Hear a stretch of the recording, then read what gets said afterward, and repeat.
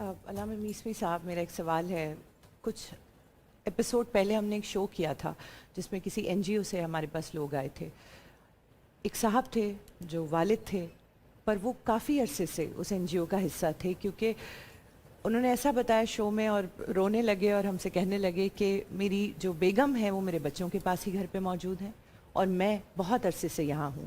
تو ہم نے ان سے پوچھا کہ آپ کے بچوں نے آپ کو یہاں چھوڑا ہے، تو انہوں نے کہا نہیں، لیکن انہوں نے ایسے حالات میرے لیے پیدا کر دیے. شاید رائے کا اختلاف تھا، ان کی سوچ کا معاملہ تھا بچوں کے ساتھ جو ڈفر کر رہا تھا، جس کی وجہ سے ان کو وہاں شفٹ ہونا پڑا. تو کیا یہ جو اختلاف رائے ہے بچوں اور والدین کے بیچ میں، اس کو اتنا سنگین ہو جانا چاہیے؟ بسم اللہ الرحمن جی الرحیم. آپ کے سوال کے جواب سے پہلے جی چند نکات عرض کرنا چاہتا ہوں. میں نے نوٹ کر جی لیے تاکہ صاحب. بھول نہ جاؤں. جی نمبر ایک، جب آپ اپنے بیٹے کے لیے بیوی ڈھونڈیں یا اپنی بیٹی کے لیے شوہر ڈھونڈیں تو اس کی خوبصورتی، اس کا مال، کیونکہ بات یہاں سے شروع ہوگی نا، جی بالکل بالکل. پھر آگے آئے گی. خوبصورتی، اس کا مال دیکھنے کے بجائے اس کے اخلاق کو پہچانیں. اور اخلاق کو پہچاننے کے لیے چھوٹا سا فارمولا، میں تو مختصری بات جی کرتا ہوں جی لیکن جی تھوڑی بالکل لمبی ہوگی. بالکل. چھوٹا سا فارمولا دے دیتا ہوں. وہ یہ ہے کہ ماں کا اخلاق دیکھ لو اگر بیٹی کو چننا چاہتے ہو، اور باپ کا اخلاق دیکھ لو اگر بیٹے کو چننا چاہتے ہو. شارٹ کٹ میں تمہیں بہت کچھ مل جائے گا. اس کے بعد آتے ہیں ڈیلیوری کے وقت کے. اللہ ہدایت کریں ڈاکٹروں کو، اگرچہ کہ میرے گھر میں بھی 2 ڈاکٹر ہیں، بیٹا اور بیٹی. لٹرلی میڈیکل سسٹم جو ہے وہ ایک کمرشلائزیشن کی طرف چلا گیا ہے. کوئی نئی بات نہیں ہے، کوئی مجھے چیلنج نہیں کر سکتا ہے. میں ان کی دھجیاں اڑا دوں گا اگر میڈیکل کمپنی نے مجھے چیلنج کیا. یہ جو سی سیکشن کرتی ہیں ہماری بیٹیوں کے ساتھ، اور نہیں آپ کا تو نارمل ڈیلیوری ہو ہی نہیں سکتی ہے، جی. یہ خیانت کرتی ہیں ڈاکٹر. 35 40 50 ہزار 2 لاکھ 2 لاکھ تو کما لے گی، لیکن قیامت میں تجھے جو اس خیانت کا حساب دینا پڑے گا. اس لیے کہ اس بچی جس کی ڈیلیوری ہونی ہے، اس کے بدن کے سسٹم نے ایسا کر دیا کہ وہ ماں والی محبت کا اثر نہیں آ سکتا. تکلیف میں مبتلا ہو جائیں گی، تکلیف میں مبتلا ہو جاتی ہیں. اور جو نارمل ڈیلیوری کے ساتھ ماں کے اندر ایک محبت کا عنصر پیدا ہوتا ہے، وہ اس طرح سے نہیں پیدا ہوتا. خدا ہدایت کرے. اگر ویسٹ کو دیکھتے ہو تو ویسٹ میں تو آج اتنے زیادہ کوشش ہو رہی کہ نارمل ڈیلیوری ہو، تاکہ بچہ بھی ایک پازیٹیو ایفیکٹ کے ساتھ اللہ تعالیٰ اسے دنیا میں لائے اور ماں کی. دوسری چیز، آیت کا حصہ ہے وَقُلْ رَبِّ ارْحَمْهُمَا كَمَا رَبَّيَانِي صَغِيرًا. بزرگان میری بات پر غور کریں، اگر میری بات میں جھول ہے تو میری اصلاح کریں، اور کہہ دو کہ پالنے والے میرے والدین پر اسی طرح رحم فرمانا جس طرح بچپن میں انہوں نے مجھ پہ رحم فرمایا تھا. اور ہم مثال دیتے ہیں گود میں پالا، دودھ پلایا، پیمپر بدلا، اور وہ جو آیا کے حوالے کر دیا اس کا کیا جگہ ڈال دیا، فلاں جگہ ڈال دیا. یہ کما پازیٹیو کے لیے بھی آ رہا ہے، نیگیٹو کے لیے بھی آ رہا ہے. تو والدین کو یہ دیکھنا ہوگا کہ اگر ہمارے پاس موبائل سے ہٹنے کا ٹائم نہیں ہے، اگر پارٹیز سے ہٹنے کا ٹائم نہیں ہے، اگر جاب سے ہٹنے کا ٹائم نہیں ہے، then you be ready for the effects, because every reaction has an equal and opposite reaction.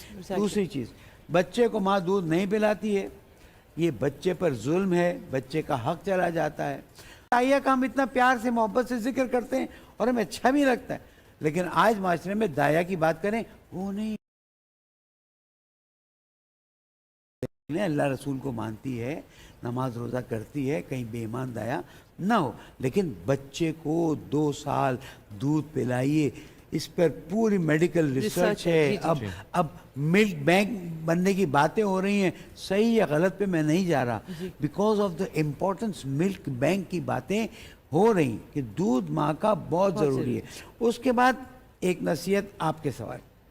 Dubai میں ایک صاحب تھے، جب مجھے سوشل ورک کرنے ہوتے تو میں ان سے فنڈز لیتا تھا اور ماشاءاللہ اچھا دیتے تھے. کچھ سالوں بعد پتہ چلا کہ ان کے ایک بیٹے کا ایکسیڈنٹ ہو گیا تھا اور دوسرا بیٹا تھوڑا عیاشی میں چلا گیا تھا. تو اس نے کیا کیا کہ جس بیٹے کا ایکسیڈنٹ ہو کے انتقال ہو گیا، اس کی وائف کے نام پر سارا بزنس کر دیا. یہ سوچتے ہیں کہ میری اتنی خدمت کر رہی ہے، اتنی اچھی ہے. کرتی ہیں. جی میں آن ایئر بتا رہا ہوں، اگلے دن جب یہ سب ٹرانسفر ہو گیا، یہ اس انڈسٹری میں جا رہا تھا، گارڈ نے روک لیا. جی اللہ اکبر. کہا مجھے جو نئی مالکہ نے اس نے آرڈر دیا آپ کو اندر آنے کی اجازت، بہت زیادہ محبت برتنے کی ضرورت نہیں ہے۔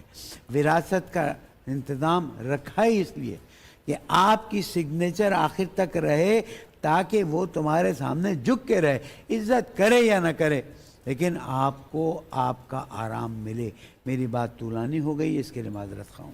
اچھا، میں علامہ نسیم احمد صدیقی صاحب سے ایک سوال پوچھنا چاہتا ہوں۔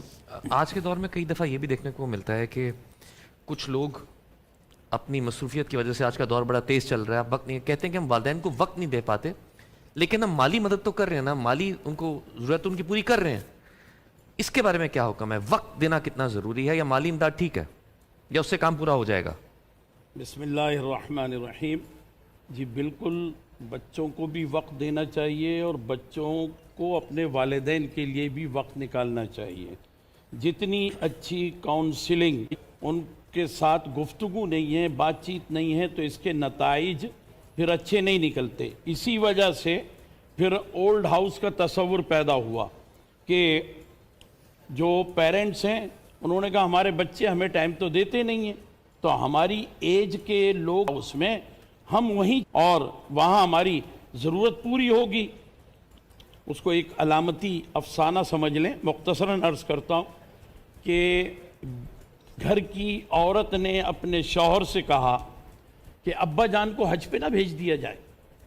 تو اس نے کہا بیٹے نے کہ میرے پاس تو اتنے پیسے نہیں ہیں، کہاں سے لاؤں؟ تو اس نے کہا کہ میں نے جمع کیے ہیں، ابا سے میری بڑی محبت ہے اور میں نے پیسے جمع کیے ابا کے لیے۔ اور بیٹے نے کہا کہ وہ اکیلے جانے کے قابل نہیں ہیں، وہ روزانہ رات کو تو کھانستے رہتے ہیں۔ تو اس نے کہا نہیں کوئی بات نہیں، گروپ میں جائیں گے، ہو جائے گا سارا کام۔ روانہ کر دیا۔ وہاں سے اطلاع آئی ٹیلی فون پر اسلام آباد سے کہ آپ کے پدر نسبتی فادر ان لا رمی کے دوران دھکا لگنے سے گر گئے، کچلے گئے، انتقال کر گئے، ان کی وفات حسرت آیات ہو گئی۔